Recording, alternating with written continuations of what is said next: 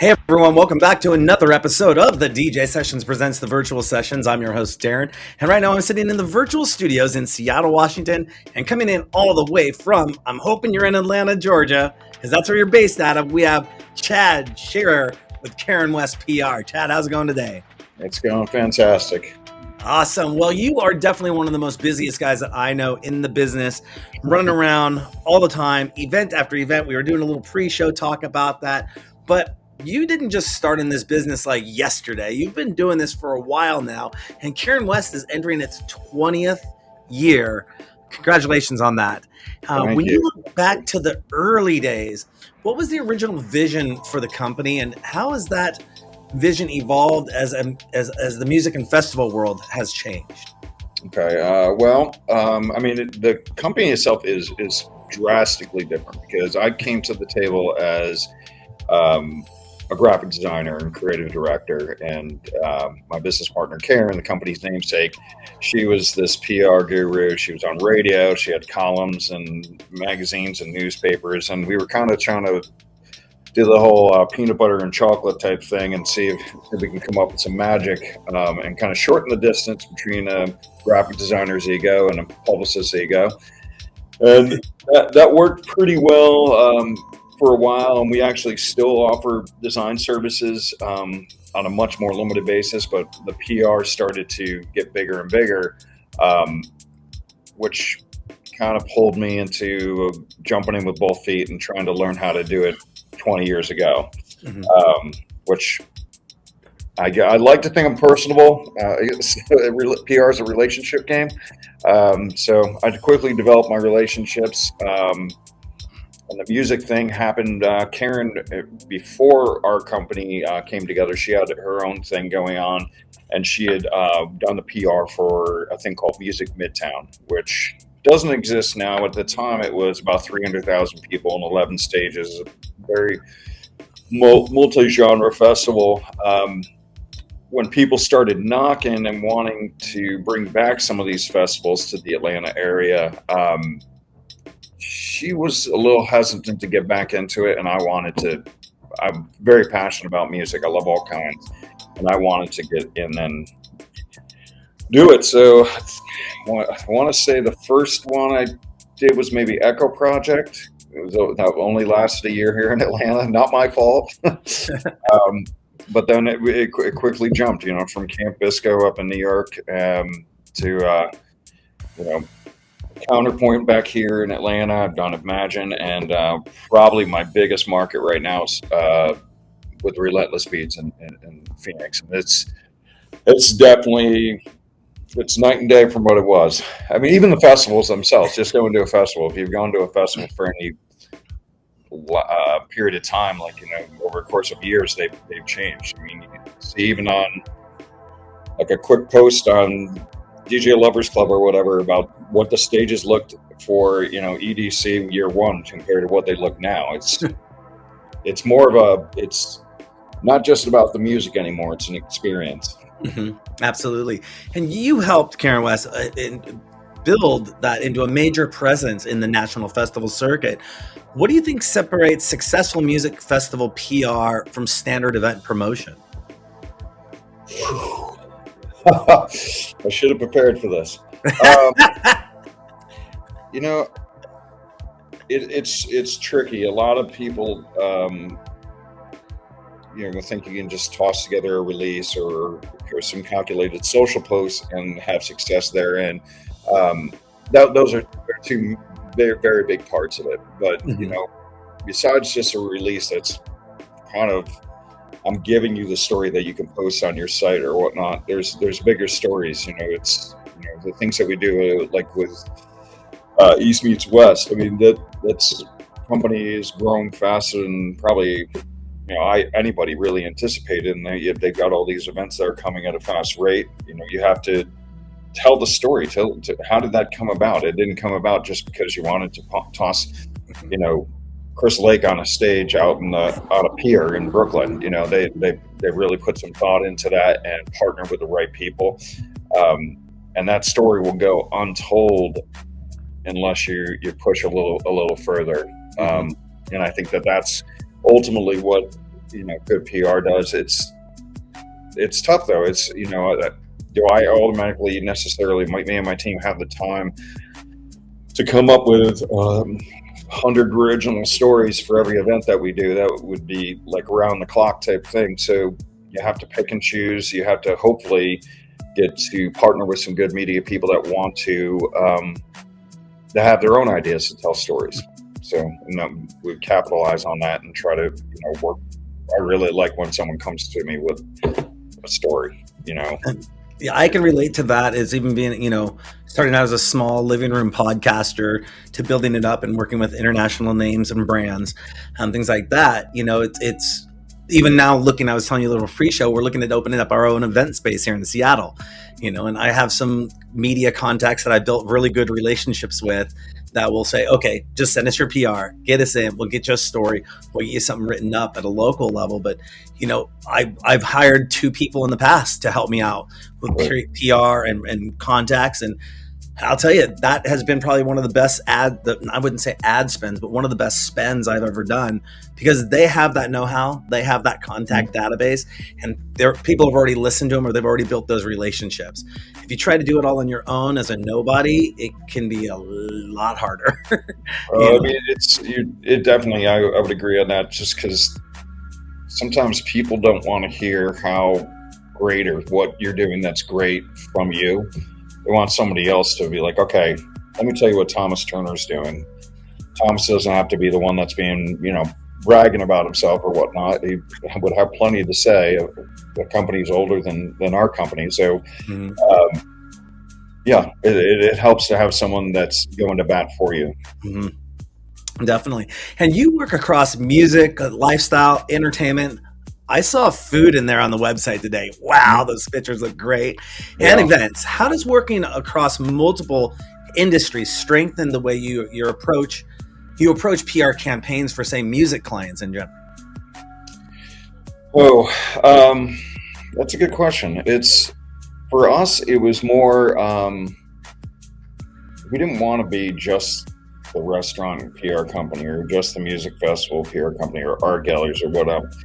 For the most part, we did it, I would say, almost selfishly to get us, keep us engaged, so we, aren't bored with what we're doing.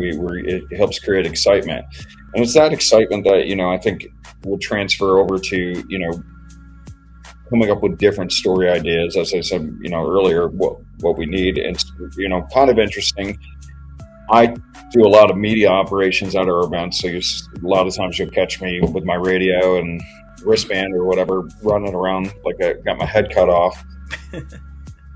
People that don't go to them as much as I do, a lot of my team comes up with some really good ideas. They through reading different stories in media, or when we worked with Tomorrow World, partnering with some culinary people. So we're bringing in, Chef Gillespie or whatnot, and we're building out a bar for him, which is a VIP experience.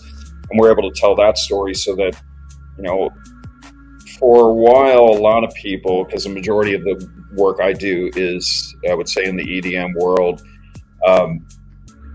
people will be like, well, I'm not really into it, or that, I don't cover that, or whatever it would be. And having these things where you cross culinary, or we've got a cannabis village at some of our festivals, it allows to tell different stories. And like I was saying earlier, this is more of more than just the music. It's definitely an experience. And having this thing where we work with Jitter Joe's Coffee, and we're allowed to let's bring in coffee. So if it's a camping festival, we'll set up a cafe, and serve coffee after we do a yoga class or whatever it would be. It gives us an opportunity to stretch our legs and tell stories that isn't just about, here's John Summit or Diplo or whatnot. They're obviously great stories in themselves, and you see Diplo doing his run club and all that. It's having that multidisciplinary, PR background allows us to tell clients stories that are bigger than what they maybe initially set out to achieve. And you mentioned earlier, obviously, working with Relentless Beats, To Imagine Festival, Gold Rush, Dusk, Seismic Dance Event. You've represented a wide range of events. What do the best festival brands have in common from a PR and audience building perspective? I think from a PR standpoint, it's always the best festivals are the ones where they invite you to the table to have the conversation. Often, and it's sometimes it's not. I'm not criticizing any of my clients, past or present, but sometimes we're moving at such a rate with so many events coming down the tunnel. I'm finding out things maybe a little bit after the point I should have found them out, or would have been helpful to have it. But when you're invited into the table and you can talk a little bit more strategy, that definitely helps. And that's something I love. I think that a company like Relentless Beats does an amazing job in building its audience through social media. I don't know if you can see the gray in my beard. I'm not a big fan of social media. I have people that do that for me. They're much better and more patient and more talented. But they seem to do it so that, you want to create, long after the stages are down, you want to have that conversation continue on. With Decadence probably being Relentless' biggest, definitely our biggest event of the year. People get into January and we want them still being excited about what just happened a couple weeks before that, and we want to help build that excitement for when the after movie comes out in, say, March or April, and then we want to tease, dates and whatever it will be and lineups. So that conversation, that Relentless does a really great job of that. Probably some of the best I've seen. Yeah, and you mentioned social media just a few moments ago. In a world where artists and festivals can post directly to fans on social media, what is the role of the PR firm today when it comes to that? You said you don't like doing the social media, but why does strong public relations still matter? I'm not sure we really covered that, but basically, back in the day, if you wanted to get out the press, you hired somebody. Mm-hmm. Now you've got a social media page and go boom and hashtag and it jumps out there and bump it up the ticks and the Instas and the blue skies and the Jesus. I think it's more about being genuine. Social media does, it gets the message out there probably faster than I can do it, because I have to rely on somebody that I pitched to be able to read that email, take that story, or take my phone call, post that story. So that's never going to post like it would in real time when I've got Dylan and his team doing it. I think we still exist because PR is more than just about getting press. It's more than about making the noise. It's reputation building. It's crisis, a lot of crisis control on that type of thing. And it's with social media. My thing that makes me laugh is it's just the phrase "haters are gonna hate." So sometimes that social media thing does go out first, and people are like, "Well, they had to pause for a year. They had to cancel this or whatnot. I don't believe they're coming back or whatnot." So we have to continue to keep telling that storyline and pulling it through, because those haters are going to hate, can go viral in like 2 minutes. And next thing you know, I'm getting a call, should we take a post down or whatnot, which I never really recommend, but it's just the climate right now. Yeah, no, I mean, I was a few months back, I wouldn't say necessarily call myself a victim, but a very prominent artist had come onto my Facebook wall. I post something. Sometimes I vague book a lot because I have a lot of competition out there. As I learned in 2020 when Pandy hit, and every electronic music artist everyone jumped online. You were pretty much, if you weren't doing a live stream, you were doing a podcast, or you're talking about how to do a podcast. And here I come along after doing this show for 10 years, and I noticed that I was giving a lot of advice out to people of years and years of wisdom, because I didn't just start in live streaming and podcasting. I've been doing public access back in 92, so I've had a video camera in my hand for a while. But, all that fun stuff of just giving all the advice away. And so I realized I had to start not posting so much or being open about my posts, because my competition, my direct competition, my friends that were now being my competition were seeing what I was up to. And I didn't want to give that to them. So I put a vague post out there, and a very prominent artist comes online and just says, why do you got to post like this? I don't get it. Like publicly says that, not like in a back end message. Right. And I just went off. I was like, look, dude, first of all, it's my Facebook wall. Sure. Second of all, if you don't like something, you don't have to comment on it. Third of all, you're a very prominent artist in the electronic music world, and you coming in and slamming somebody who actually held this person in high regard until they did this incident was like, dude. And I had people coming back in the thread going, why was that guy being such a jerk to you? And I'm like, I didn't do it. I didn't do anything. I didn't say anything to him. I didn't do anything to him. So it was just like, so I left it up there for people to still see. I didn't take it down, and I grilled him. I remember writing what I would almost say a mini thesis, just like, here's my stance. And if you don't like, just unfriend me, dude, like, leave me alone. But, those things can turn into that heated rivalry or that flame war. And then the fans jump on board. They share it over here to try to sandbag or, cancel culture, whatever it is they want to do nowadays. But I think that's where you do, if you have a strong directive with PR, which is where your team would come in and say, this is what we're going to do. It's a 3-month, 6-month, 9-month, 12, 1-year camp. This is what we're going to build. Is that more the approach that you take as opposed to just doing like a one-off, like, here you go? Or do you do for like you're doing like a festival campaign? Well, festival campaign, or if you were to take on a client and say, hey, what is your strategy here? Where do you want to? We're going to start here. Where do you want to be at the end of the day? Right.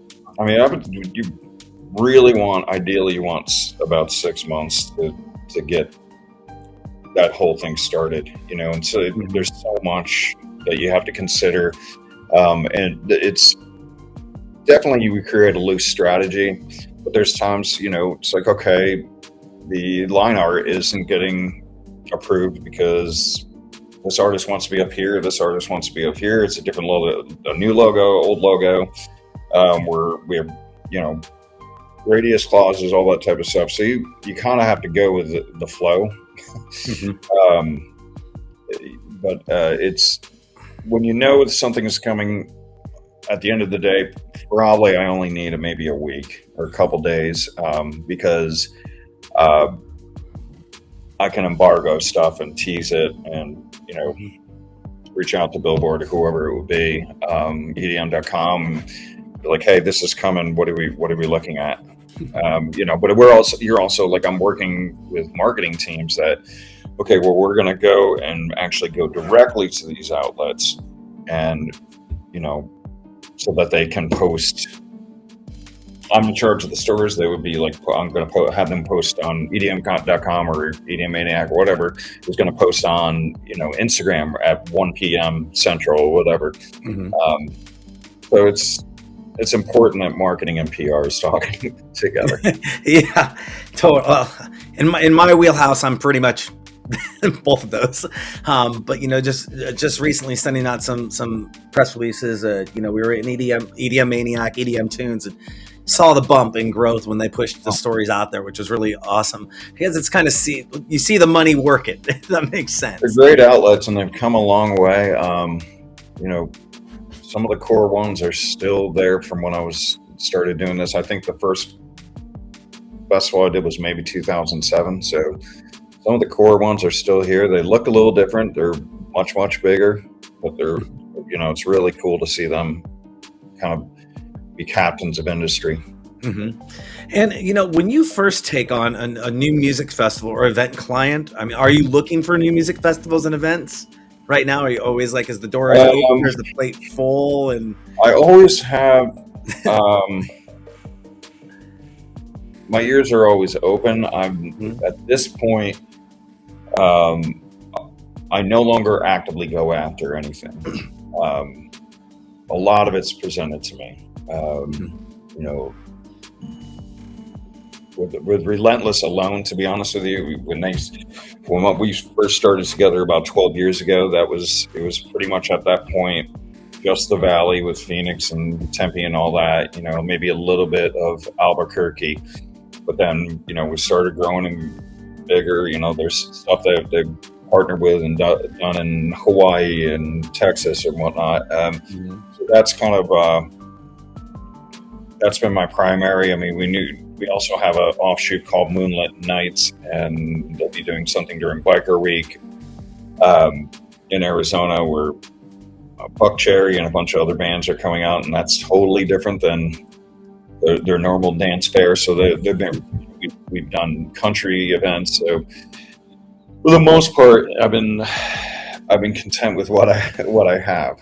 There's been a few that have gone away that gone away, like they don't even exist anymore, that I wish were still around. And there's been opportunities where it just wasn't a fit for them or for me, and I remain a fan from afar. And like Seismic's a great example of that. I think what they're doing, what Kelly Gray is doing, and with the Concourse Club and everything, they're really, I cheer from afar.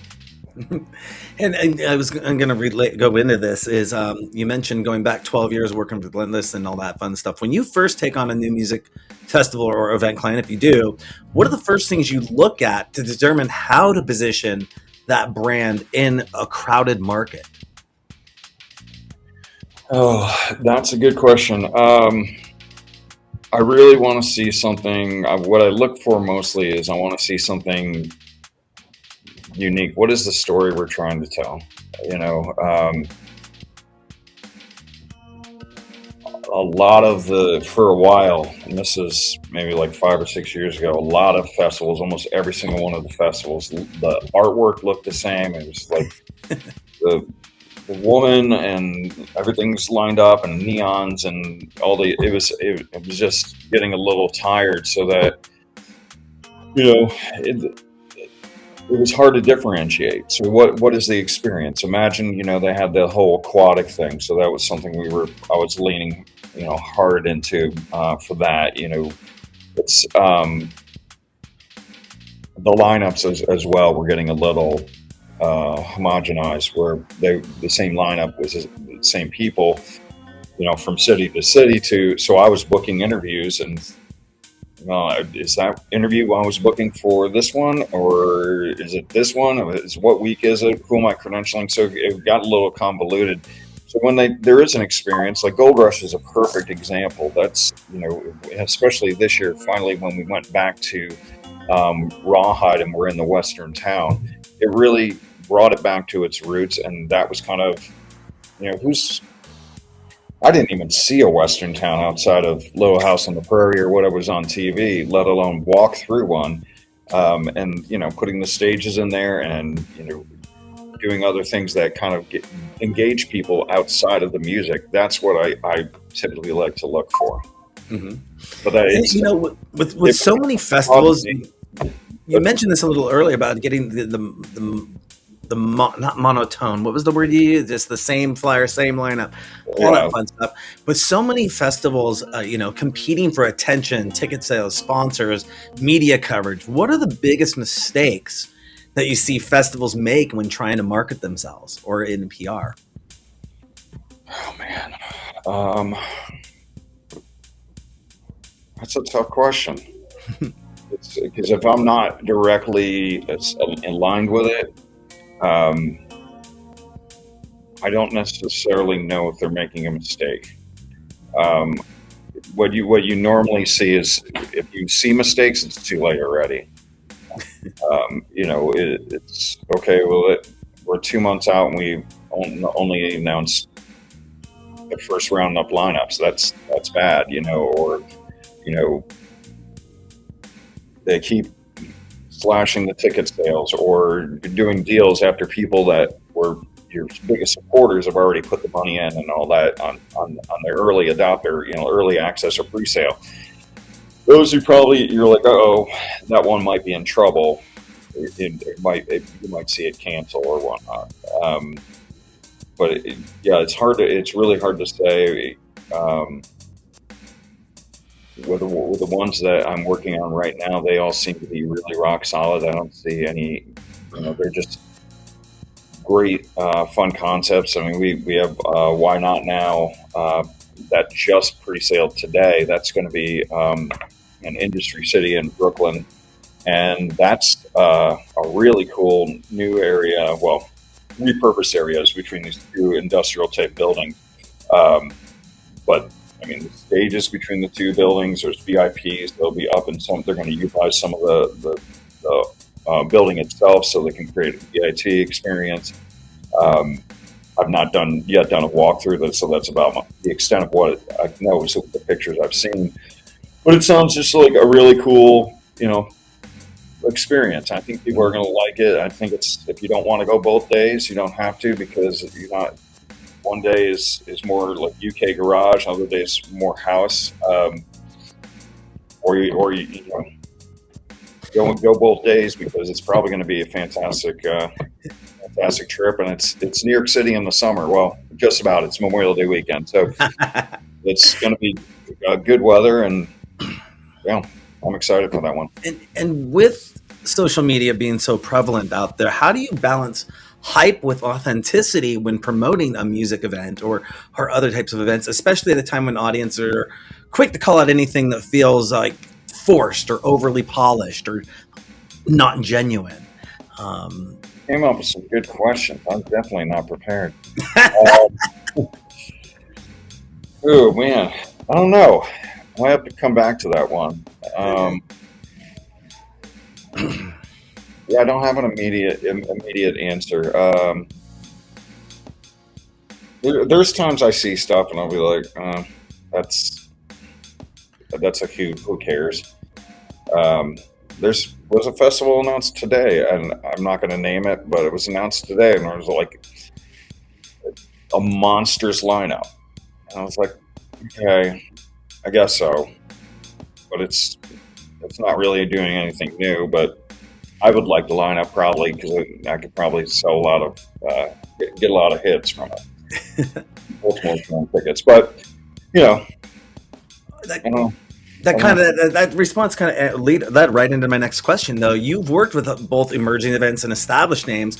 What does a newer festival need to do to earn credibility with the media, fans, and industry partners? Your best kind of short answer on that. I would say the fastest way, if you're a brand new festival, the fastest way is somehow get Daft Punk to come out of retirement and Skrillex on the other day. People are going to wonder what the hell you did and where'd you get that budget. Yeah, I mean, for a new festival, you got to have some kind of a unique experience, and then come up with a solid lineup. At least a few cornerstone artists that people want to see. Mm-hmm. The back-to-backs are really help a lot too. Because a lot of people go for just those, the alter ego sets or whatnot. They really, that it's something different. It's not the same. Mm-hmm. So. Yeah, I mean, I've been going out to electronic music events since '92, and it kind of, in my own market, it kind of got to that same music, same people, same thing. And it wasn't until I started traveling outside of the States, within the States and over to Europe for like ADE or going over to like Rave the Planet, which was just. I'd never been around 350,000 people on the back of a double-decker semi-bus, 25 of them driving around taking number one in the world, and it was just an awesome. I had to. That's when I had to decompress from 2024. I just was like, I don't know what to do next. Like, I'm a live streaming show, but I just was like, this is awesome, and I don't have the budget to keep this going and going and going as much as I wanted to. But it was awesome. Yeah, there's a limited amount of artists out there. Whether I know there's a lot of people burgeoning and trying to break, but you got to give some grace, because there is a limited amount of artists, and some people do have their favorites. But I always wanted to do, like, if we're gonna have multi stages, let's do one stage that's just like either called Legends stage or whatever you want, and let's book Moby, Crystal Method, Paul Oakenfold, that type of stuff, and get some of the guys that started the scenes back in like the 90s, and people want to go and check it. It doesn't have to be your main stage, but that's something that to me is kind of cool. I mean, you see the thing like Stranger Things, that somehow Kate Bush is one of the #1 song, a couple of years ago. Moby, I think, just had a resurgence because of that. Oh wow. It's like, okay, cool. Let's discover some old new music. Mm-hmm.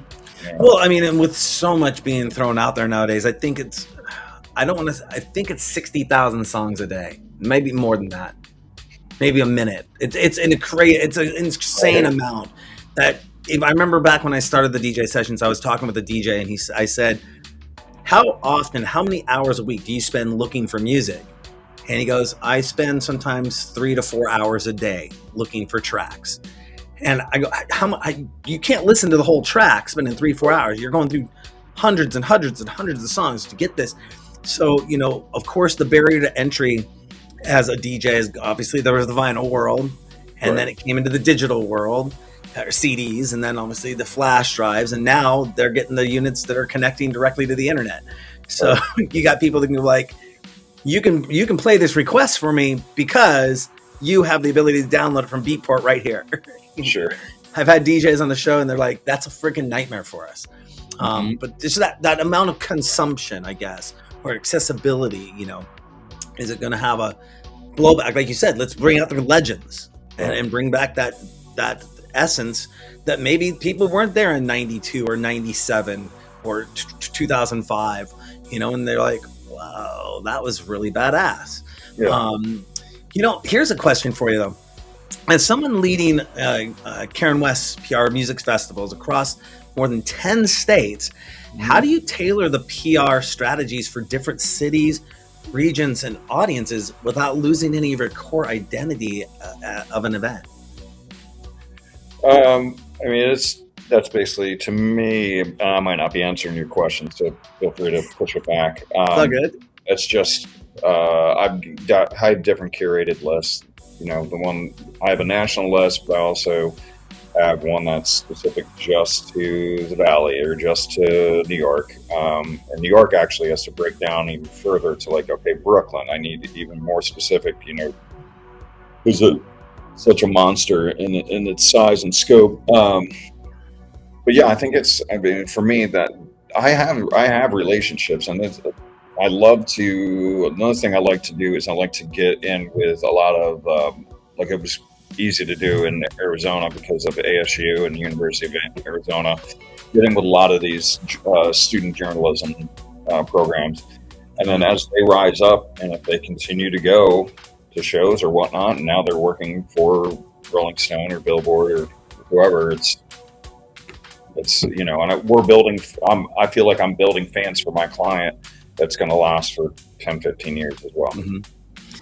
No, I mean, that's definitely a strategy that our event space we're opening up is right next door to a college, and those kids are going to want something to do. And it's like, hey, we can walk across the block, or we can go a mile down the city. And it's like, just come over here. We'll give you a student ID discount.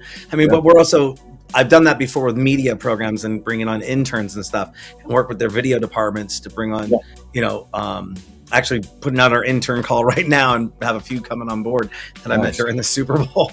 And we did some crazy stuff with our truck here in Seattle.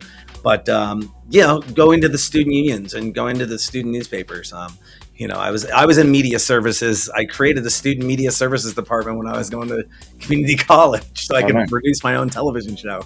Yeah. But it's definitely a way to get in. I think you're right. Is hit that younger base that's going to grow and become the professionals later on. The biggest, what are the biggest changes you've seen in music media coverage though over the last 20 years? How has that changed the way you pitch stories and create campaigns? Obviously, we didn't have, I guess 2005 social media was there. I had a MySpace account. It was there, but right now it's acceptable that you gave me a story on your Instagram to promote Phoenix Lights or whatever it would be. Mm-hmm. I'm still old school. It's not necessarily okay for me. Especially something that's going to disappear in a little bit, Mm-hmm. I don't, so that's changed a bit. I don't know. It's what people place value on. And, I have to get past that of, my demo. I'm not my demo. Rarely, like maybe for the Buck Cherry show for Biker Weekend, I'm closer in age on the demo, but our demo is, we're probably around 18 to 25, maybe a little bit older. They're not necessarily dialing up their laptop. They're certainly not really reading print, but they're doing social media, and so we need to get the word out. So a win is a win, and that I'm fine with that, as long as I'm still looked at as a value, Yeah, I can kind of relate to that. It's like I'm going back and I'm taking a little couple of changes. We did a rebrand with our site recently, added some new stuff in there. But one of the things is we have over 2,700 plus episodes. Mm-hmm. But if somebody wanted to go through, now we can highlight the big names, right. But if they want to go through, they'd have to go all the way down, all the way to, like keep hitting a load more button. And I'm going back and I'm going to go back and say, nope, these are the videos from this. You can go back and click it by year. Mm-hmm. And almost click it by month. So that way, it's easily sort of like, oh, I didn't know you had XYD GJ back on in 2007. It's like, yeah, you now search our site a lot more make it a lot more user friendly in that sense of things. And you're right, talking to those kids. I mean, I've gotten down the TikTok rabbit hole before, and then I go over to Temu and buy 25 things. Yeah. And I don't know how Temu does it. They like read your mind or something. I need that for my cat. I need that for my dog. Oh, I need a new toolkit. Okay, it's only $10, But yeah, the times have changed. And one of the things we're looking at doing, and I'm sure you've heard this echo throughout the music industry as a whole, is when you come to our event space, your cell phone will go into a bag. And you will still be able to, you just won't be able to use your camera. Yeah. You can use your phone, text, talk, do whatever you need to do, but it's in a bag. And that way we're wanting to get people more engaged with our events. And one of the other things is too, we're basically a live closed studio as well. It's also sending our stuff out there for pay-per-view. So, we don't want somebody misrepresenting our show or being on the dance floor. Right. Yeah, nothing ruins a good shot than seeing 100 phones up. Yeah. And we'll have a photo booth, or if you want to go outside and make a viral post. But our environment, we want to bring back that community back like it was when I was a kid going out. Yeah. I mean, the DJ was up in the corner. You didn't even know who they were, who was playing, and the club was just dancing, and it's crazy. And glad we didn't have cell phones back then. Yeah, for many reasons. Yeah. But, for artists, promoters, festival founders watching this interview, what makes a brand actually media ready? And what should they have in place before they hire a PR team? Plan. I mean, the thing is and this goes probably a little bit more so for some of our other industries that we work in. When the machine is turned on, PR machine, it's kind of hard to stop it. So especially if you're like a new restaurant doing your grand opening, you really only have one time to make an impression. Music festival is a little different. Everyone has their own. You're looking at 10, 20, 30,000 people, and you could have that many opinions on what they thought of the event. So there's a little bit more leeway for second chances, and obviously the lineup changes, and it's not a weekly or daily thing. And then as you get bigger, I mean, it's working with people like Thomas Turner and Ryan, making sure that they're media trained and able to comfortably speak and not leak stuff that you don't want leaked, or you don't want to go back to like 2007 and have somebody, all of a sudden cancel one of our clients because they said something that might have been passable back then, but not passable now. So that's a big part of it. Yeah, I don't know. Well, I'm glad you brought that up, because I love it when a guest leads right into my next question. That crisis communication is also a huge part of a live event, whether it's weather, logistics, cancellations, or audience concerns. How do you prepare clients to protect trust and reputation when things don't go as planned? I mean, it's a multi-department scenario. So, there's the publicist who's not necessarily going to be the spokesperson unless there's a lot of trust, or we want to divert the attention onto the publicist and not to a principal. You're working with security, you're working with weather department, you're working with all these people to make sure that, every single step, because at the end of the day, if our goal is to send everybody home at the end of the day, nice and safe and happy that they had a great time. So, we want, that takes a village to do that type of stuff. So, my component in this, I've gotten very good at writing releases on the fly to communicate weather scenarios. Most of the people that we need to communicate that to are already on site. So we have that stuff that works with our security and weather teams. And I'm, I put it out there. I field any questions and we do our thing. But yeah, it takes a village. Unfortunately, a lot of the participants in these events, they don't see the magic behind the scenes. They don't see what goes on. Or the chaos. What? Or the chaos, yeah. I mean, I was the video program manager for HempFest up here for 2 years, running 4 different stages, and they wouldn't give me a cart, but the park travels over the course of about half a mile. So I'm going to have to run to each stage, run around, and I'm the only one overseeing this whole project. So I'd have to get there, listen, make sure audio's going by. Okay, run to the next stage, run to the next stage, run. And, maybe I could hop on a cart, but at the end of the day, you're doing that for 3 days for 10 hours a day. And that's just one event for a weekend. I mean, your cardio in. Yeah, right. I wish, and there's too many people to put rollerblades on or something to skate through and get through faster, But it takes a lot, and there can be a lot of, I guess, I hope the term is right, unsung heroes that are really doing a lot of hard work, and there's a lot of trust that's been built along. That's one of the things I love about working with Relentless is you develop that trust. There's people that I have worked with for the better part of a decade, same people, I see them in the same spots and know that you can rely on there. There's Rodney, there's Mark, Ryan's coming around the corner, here comes Alicia. So it's they're a fantastic team, and they know what they're doing, definitely. Nice.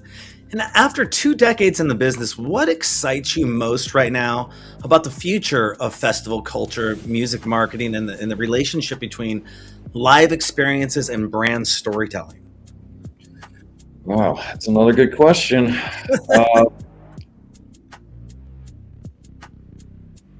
don't know what excites me. I always get excited when I see something new come about.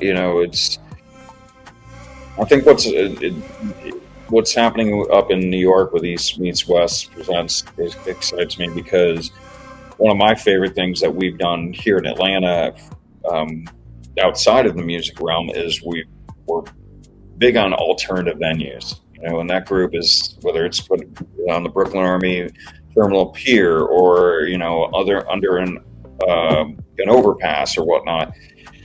It's creating those. I like those alternative experience venues. It's those are things that really kind of I get excited about and makes me want to attend myself. A lot of the times when I'm attending, for me this is very much a business. Maybe that's why I've had such a long career, is I don't fanboy out at all. A lot of times we're doing interviews, we're doing escorts. We don't have the time to do that. And as fun as Shaq is, it's still business. So we needed that picture, and we need to keep moving. So Mr. O'Neill can do his thing. So yeah, I don't think I answered your question properly. No, I think you did. I think you did. I can relate to the difference between being an attendee and having to work the show. Yeah. And so it's very hard for me to go to a show and be like, why am I not working this show? You know? Yeah. I think when I did, I think it was Chris Lake. It was the first time I was out on the pier, and it's June and the wind breeze is nice and you can see, downtown and midtown, and you're just out there doing your thing, and people are ecstatic. They love it. I don't know if we could convince anyone to not bring their phone because there's so much pictures worthy stuff happening. But yeah, that really I really appreciated that. I thought those types of things, more than just a field or another speedway or whatnot, which they serve their purposes, obviously, kind of get me to the point where I just want to go as a fan. So. Nice. Well, I know you're a busy guy. We're going to let you get wrapped up here. A couple more things. Is there anything else you want to let our DJ Sessions fans know about before we let you go? Oh my gosh.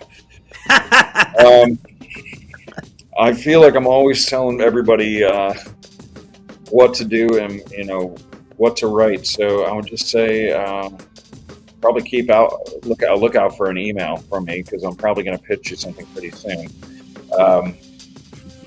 That's about it. I get them all the time, and they're beautiful. And I'm going to start responding to a lot more. Why Not Now is the latest and greatest. That I'm looking at that right now. That's tour that's going everywhere. They're stopping in Phoenix for us, which is nice. It should be awesome. Fun. And where's the best place people can go to find out more information about you and everything your company at Caren West that you do there, your team? I would say our website's pretty good at doing that. That would be Caren West PR, and there it is on the screen. Caren with a C, which we like to clarify every time. And then all our social media is at Caren West PR. Awesome. Well, Chad, thank you again for being on the show. I know it's been a long time we've been working on it, and I will be seeing you in person multiple times this year at some events, probably starting down in the Southwest and then going to the East Coast type stuff. But again, thank you so much for being on the show today. It was a pleasure having you. Thank you. You're welcome. On that note, don't forget to go to our website, thedjsessions.com. Right there, use that QR code. Find out over 2,700 past episodes, 700 news stories published a month, our new music section, our syndicated live section, and more at thedjsessions.com. All of our socials are right there as well.